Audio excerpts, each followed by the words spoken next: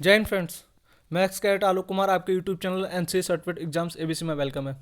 Friends, आज मैं आपके लिए लेकर आया हूँ बी और सी सर्टिफिकेट वाले कैडेट्स के लिए मोस्ट इंपॉर्टेंट क्वेश्चन पेपर जो बार बार रिपीट होते हैं।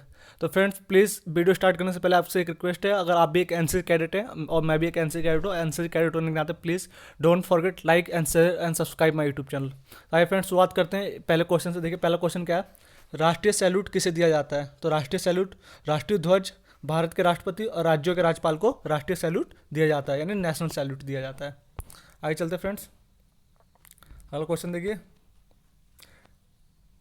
अगला क्वेश्चन है फ्रेंड्स, राइफल से गोली चलाने की कार्रवाई का अनुक्रम लिखो, मतलब कि what are the points of firing.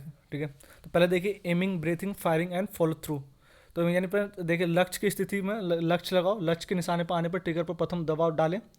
Breathing यानी श्वसन नियंत्रण, लक्ष्य पर निशाने लगाने से पहले श्वास को काबू में करना चाहिए। जब फोर साइड लक्ष्य पर आ जाए तब श्वास धीरे धीरे छोड़ना चाहिए। गोली चलाना यानी फायरिंग, सही निशाने लक्ष्य पर आते ही ट्रिगर पर दूसरा दबाव डालना चाहिए। गोली चलाने के 1 या 2 सेकंड तक उंगली सिर के ऊपर अर्थात बिना हिलाए रखना चाहिए। अनुगमन फॉलो थ्रू, जब तक गोली बैरल से बाहर ना निकले तब तक निशाना एम और पकड़कर होल्ड बनाए रखना चाहिए। गोली के लक्ष्य पर लगने तक किसी प्रकार का अनुमान करना चाहिए। आगे चलते फ्रेंड्स अगले क्वेश्चन की ओर। एक अच्छे निशानेबाज के क्या गुण है? तो देखिए फ्रेंड्स, एक अच्छे निशानेबाज के क्या गुण है। अच्छा निशाना बांधना, राइफल पर अच्छी पकड़ और अच्छा ट्रिगर परिचालन। अगले क्वेश्चन पे चलते हैं फ्रेंड्स। भारत के वर्तमान राष्ट्रीय उद्देश्य क्या है? तो देखिए, भारत के वर्तमान राष्ट्रीय उद्देश्य निम्नलिखित है। पहला, परमाणु बिजली के क्षेत्र में आत्मनिर्भरता। कृषि के उद्योग के लिए विश्वसनीय बिजली आपूर्ति की उपलब्धता। विश्व बाजारों के लिए माल का उत्पादन, यानी पूरे विश्व को माल बेचना। सार्वजनिक और निजी क्षेत्र में विकास का संतुलन। गांवों का आधुनिकीकरण और सड़कों से जोड़ना और विद्युतीकरण। अगले क्वेश्चन पे चलते हैं फ्रेंड्स। युवा किन सामाजिक बुराइयों के लिए नहीं बोलकर व्यक्तिगत स्तर पर राष्ट्र निर्माण में सहयोग दे सकता है? तो युवाओं के राष्ट्रहीन व्यक्तिगत योगदान के लिए निम्नलिखित फ्रेंड्स, आपको एक बात बता दूं, ये सी सर्टिफिकेट वालों के लिए है। बहुत ट्रिकी क्वेश्चन है, इसमें ना बोलकर आता है। ठीक है, ये 10 नंबर में आएगा, हमेशा याद रखना। ये मेरे टाइम में भी आया था और ये 10 नंबर में आता है और बार बार रिपीट होता है। तो क्वेश्चन एक बार और ध्यान से सुनिए। युवा किन सामाजिक बुराइयों के लिए नहीं बोलकर, यानी ना कर कर ऐसा आएगा, या नहीं बोलकर व्यक्तिगत स्तर पर राष्ट्र निर्माण में योगदान दे सकता है। तो देखिए क्या क्या चीज़ें।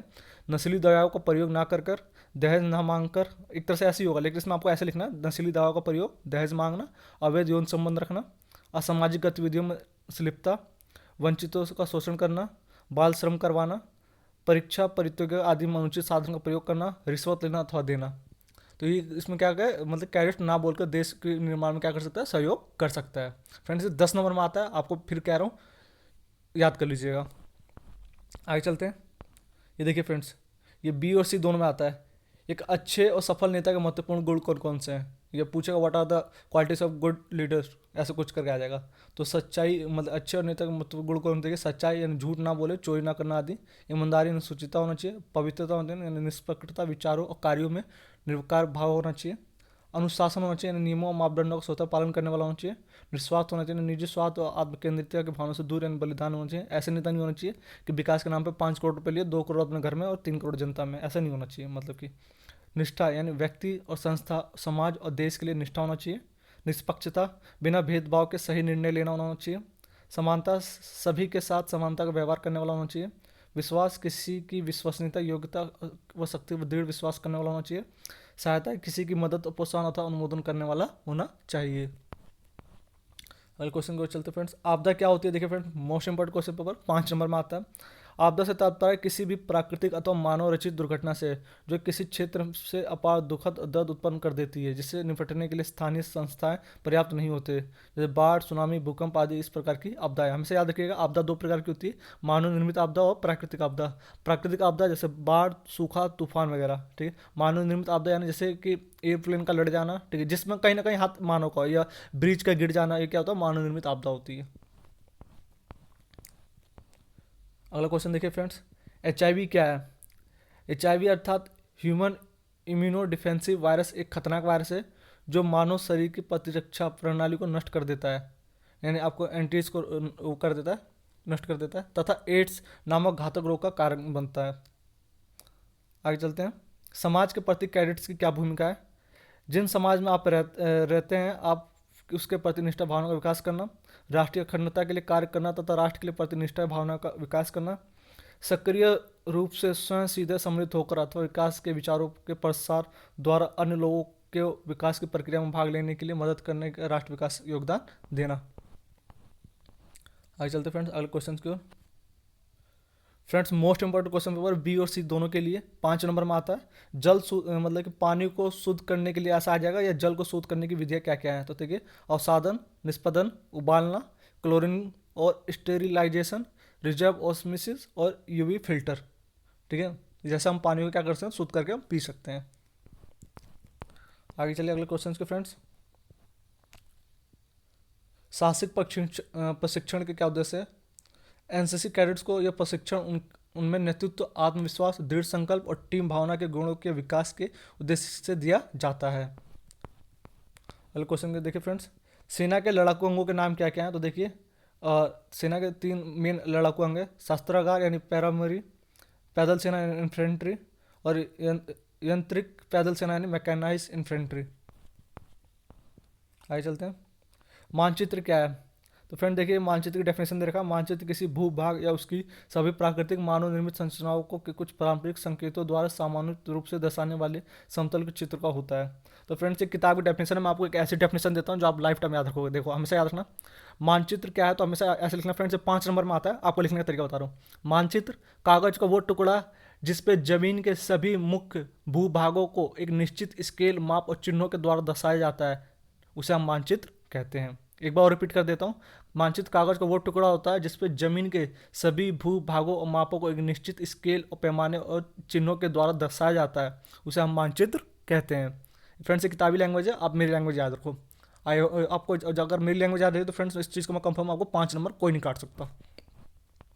आगे चलते हैं फ्रेंड्स, अगला क्वेश्चन देखिए। ये देखिए 5 नंबर में आता है, कंपास के मुख्य भाग कौन कौन से हैं। तो थंब रिंग, लीड, विंडो, टंग, लवर लाइन, डायरेक्शन, मार्क और प्रिज्म, ये क्या है, कंपास के मुख्य भाग हैं।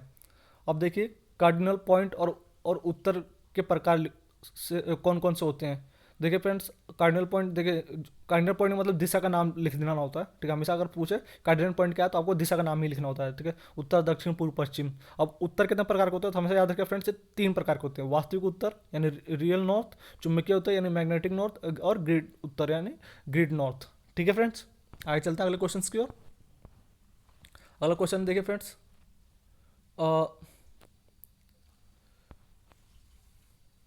चेतावनी और कार्यकारी के आदेशों के बीच कितने कदम छोड़े जाते हैं। तो 4 कदम छोड़े जाते हैं।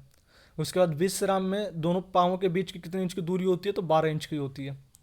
खुली लाइन के प्रथम और अंतिम व्यक्ति द्वारा कितने कदम चले जाते हैं। तो 1.5 कदम चले जाते हैं।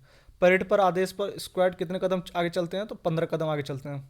बाएं घूम के लगातार 2 बाएं आदेश के बाद आप कितना मुंह कितनी दिशा में होगा। तो विपरीत दिशा में होता है। बगल शस्त्र में दाएं हथेली राइफल के किस भाग पर रखी जाती है। तो पिस्टल ग्रुप पर रखी जाती है। आर्म्स ड्रिल किस स्थिति में चाल व पुर्जे अलग कर दिया जाता है। तो जांच शस्त्र में। प्रधानमंत्री को गार्ड ऑफ ऑनर देने के लिए आधिकारिक रैंक फाइल होते हैं, कितने होते हैं। 100 होते हैं। गवर्नर को उसके राज्य में कौन सा सैल्यूट दिया जाता है। तो राष्ट्रीय सैल्यूट दिया जाता है।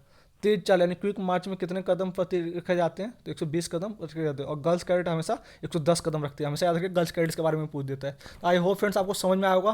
प्लीज़ एक बार और आपसे रिक्वेस्ट है, please don't forget like, share and subscribe my YouTube channel. जय हिंद, जय भारत।